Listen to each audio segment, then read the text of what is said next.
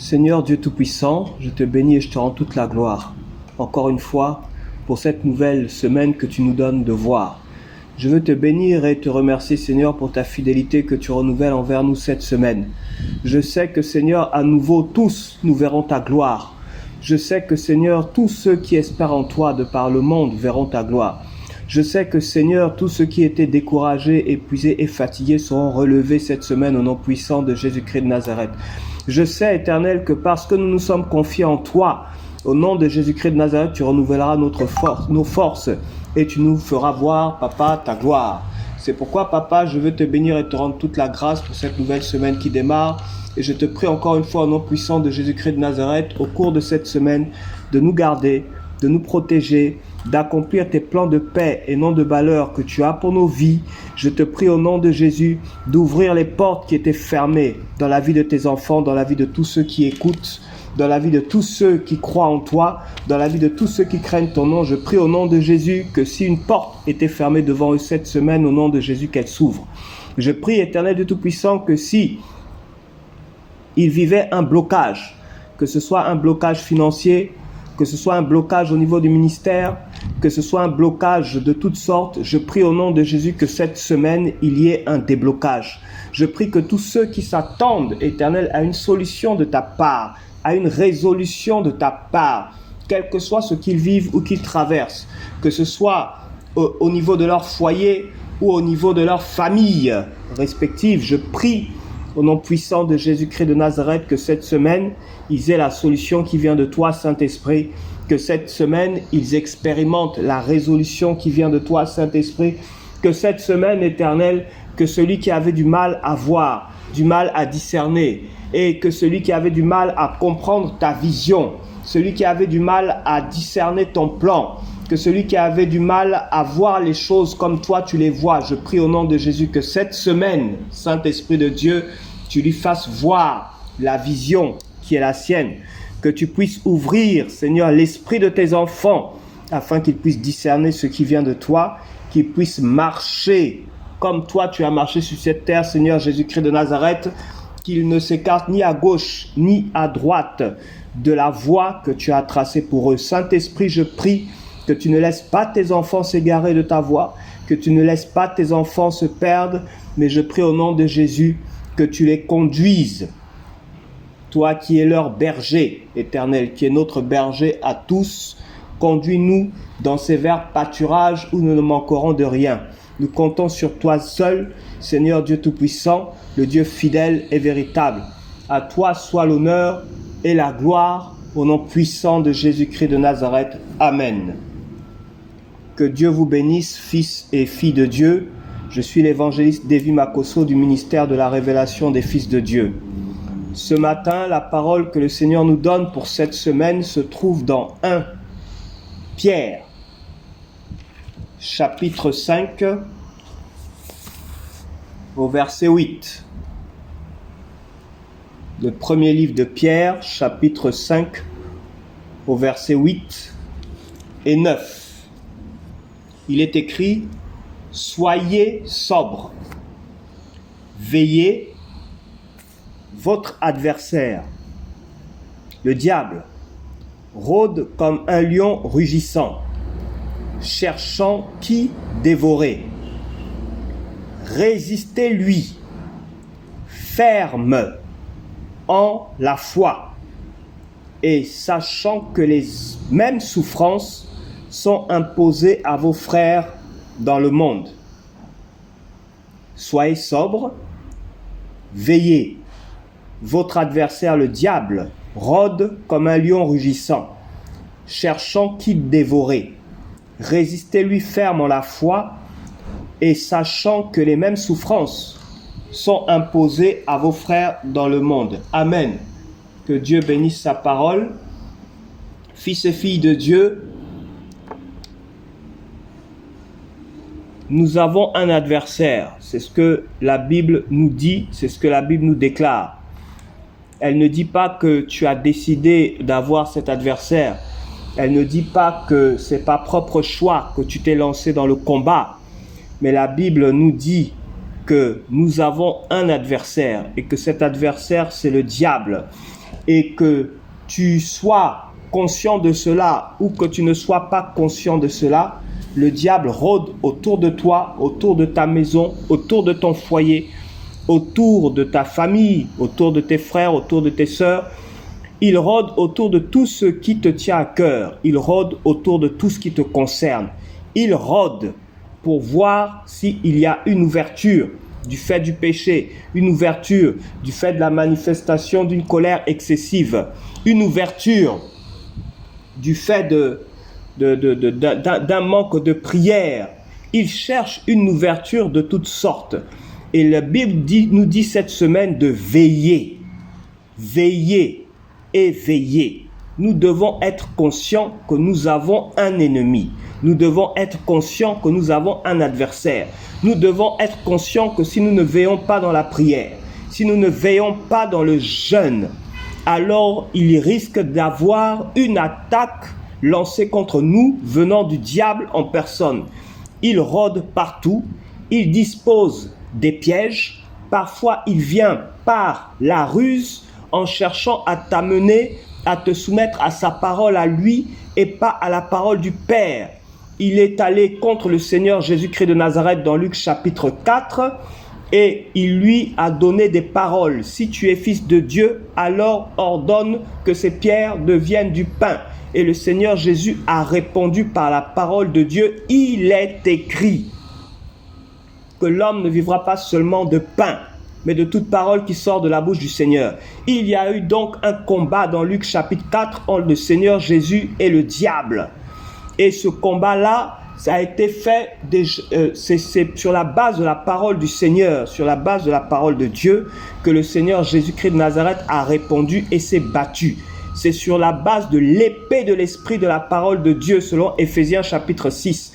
Il s'est servi de la parole de Dieu comme une épée pour pouvoir répondre, pour pouvoir frapper l'ennemi. Nous avons la parole de Dieu comme une épée. Nous devons donc veiller à proclamer la parole de Dieu sur nos vies, à proclamer la parole de Dieu dans nos vies, à proclamer la parole de Dieu dans nos affaires, à proclamer les promesses du Seigneur pour nos maisons, pour nos foyers, à proclamer les promesses de Dieu concernant nos affaires, concernant ce que nous touchons et entreprenons. Nous avons la parole de Dieu comme une épée pour pouvoir tailler, pour pouvoir frapper, pour pouvoir couper et découper toutes les paroles du diable, les mauvaises pensées, les pensées suicidaires, les pensées d'échec, les pensées de défaite. Nous avons les pensées de Dieu par l'Esprit de Dieu en nous. Nous devons donc nous soumettre à l'Esprit de Dieu, nous soumettre aux pensées de l'Esprit de Dieu, nous soumettre à la parole de Dieu, nous soumettre à l'Esprit de Dieu qui parle à nos cœurs toujours et sans cesse. Nous devons nous soumettre à lui, l'écouter, afin que nous ne soyons pas influencés par des pensées de toutes sortes, des pensées qui nous poussent à l'adultère, des pensées qui nous poussent à toute forme de péché. Nous devons nous attacher à la parole du Seigneur et nous soumettre aux pensées de l'Esprit de Dieu qui vit en nous.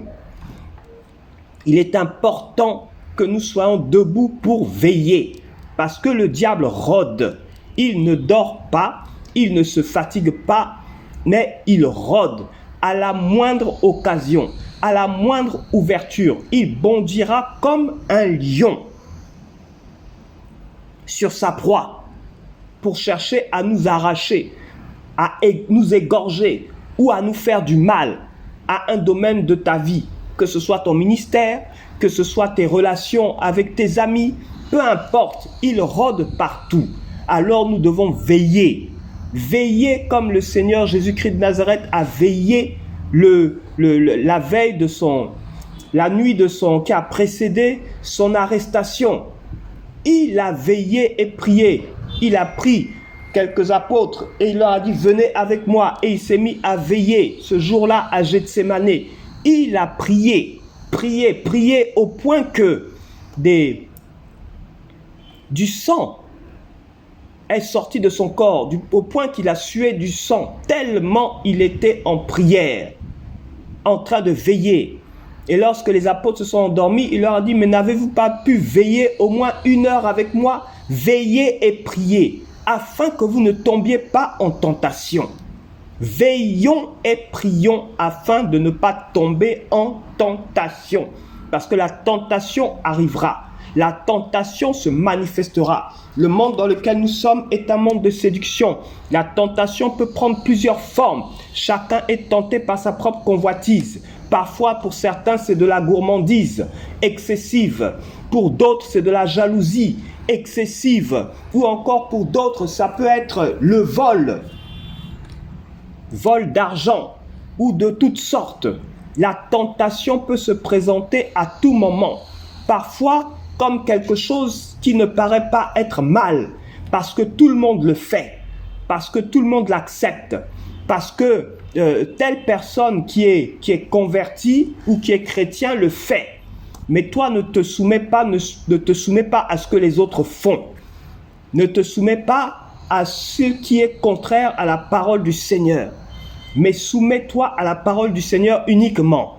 Que les uns respectent cette parole ou ne la respectent pas ne te concerne pas. Ce qui te concerne, c'est de mettre en pratique la parole du Seigneur. C'est de confesser la parole du Seigneur jour et nuit, selon Josué chapitre 1. C'est alors que tu réussiras. C'est alors que tu avanceras. C'est alors que tu auras du succès dans toutes tes entreprises. Que ce livre de la loi, que cette parole de Dieu ne s'éloigne donc pas de ta bouche.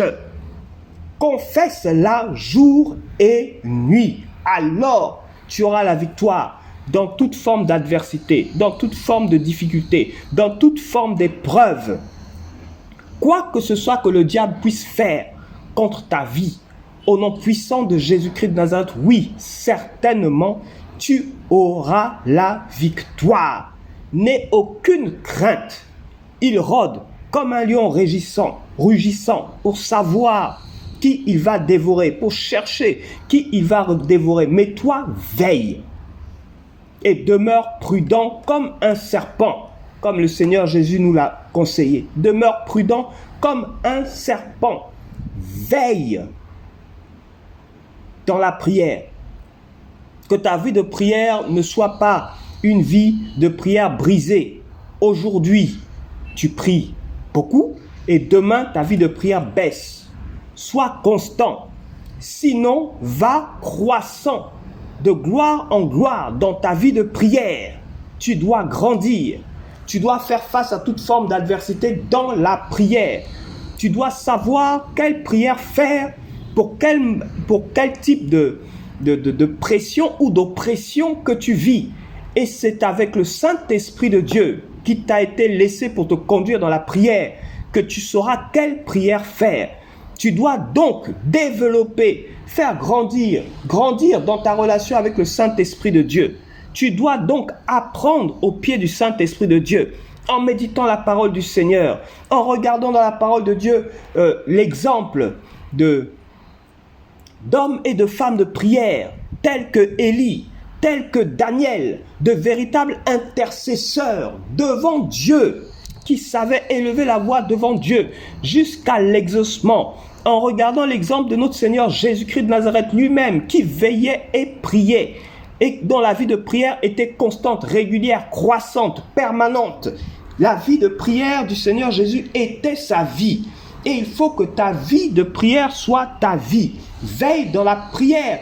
Veille également dans le jeûne, selon que l'Esprit de Dieu peut te conduire. Tu dois veiller dans le jeûne parce que tu ne sais pas à quel moment ton adversaire, le diable, frappera. Tu ne sais pas à quel moment ton adversaire, le diable, se lèvera. Tu dois donc en permanence rester dans la prière selon que l'Esprit de Dieu te conduira. Et s'il y a quelque chose de caché, s'il y a quoi que ce soit qui se prépare contre toi, l'Esprit de Dieu te le révélera. Selon qu'il est écrit qu'il n'y a rien de caché qui ne vienne à la lumière.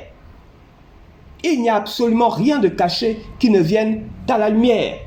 Il a dit également, invoquez-moi, je vous répondrai, je vous annoncerai de grandes choses, les choses cachées que vous ne connaissez point. Il te révélera ce qui est caché. Il te révélera ce qui est en préparation contre ta vie par le diable. Il te révélera ce qui est en préparation contre ton ministère par l'ennemi. Il te révélera ce qui est en préparation contre ta famille, contre ton foyer, contre ton projet. Dans le secret, il te le révélera. Le Dieu du lieu secret te le révélera. Donc, veille dans la prière. Prends l'habitude de te rendre dans le lieu secret. N'aie aucune crainte. Le diable est là, il rôde. Mais il ne peut pas atteindre ceux qui ont érigé une forteresse par leur vie de prière. Ceux qui ont érigé une forteresse par leur vie de prière. Que Dieu te bénisse donc cette semaine. Que la grâce et la paix de Dieu soient sur toi. Que l'Esprit de Dieu te conduise en toutes choses. Dans la prière, dans les jeûnes, toutes sortes de prières et supplications. Dans les jeûnes, selon que l'Esprit de Dieu lui-même te conduit. Dans ton cœur, par son témoignage permanent, en remplissant ton cœur de ses pensées. Le Saint-Esprit de Dieu, en remplissant ton cœur de sa vision. Que le Saint-Esprit de Dieu t'assiste en toutes choses, tout le long de cette semaine, qu'il te remplisse de sa force, de sa vie, de cette capacité qu'il te faut pour demeurer fidèle à Dieu en tout temps, en tout lieu, en toutes circonstances, sans tomber dans les pièges du diable. Qu'il en soit ainsi dans ta vie et pour ta vie cette semaine. Au nom puissant de Jésus-Christ de Nazareth. Amen. Que Dieu vous bénisse encore une fois. Amen.